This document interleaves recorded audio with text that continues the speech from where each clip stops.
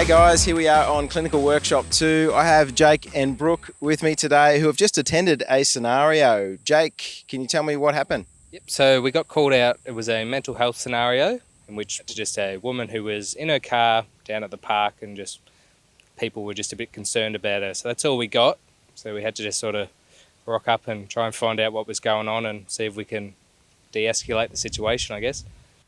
Awesome. So, and these guys are brother and sister. Now, this is a story. Brooke, can you tell me, how did you guys sign off? Who was first and how's it been? Well, Jake signed up first and then he showed me a bit of what he had to do and I thought that could be something I'm interested in. So I looked around and signed up as well and then, I actually really enjoy it. And it's been good having us both doing the same course so we can bounce ideas off each other when we need. So it's good.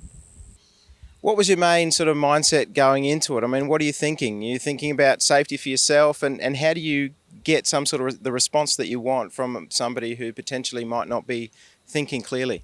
Definitely safety to yourself is the big one. Like you've got to make sure you're safe and can get out of there as quick as you can if things were to change and escalate badly. And then you're just trying to build a rapport, really trying to get that patient to open up and talk to you and not be worried or have whatever's going on with them. Awesome. Any tips for students at the start? Just stick with it. I know online it does seem quite hard to find motivation, but once you get to your workshop 1 and then workshop 2, it's really rewarding and getting that hands-on experience and placements, it's really good. So just keep going with it.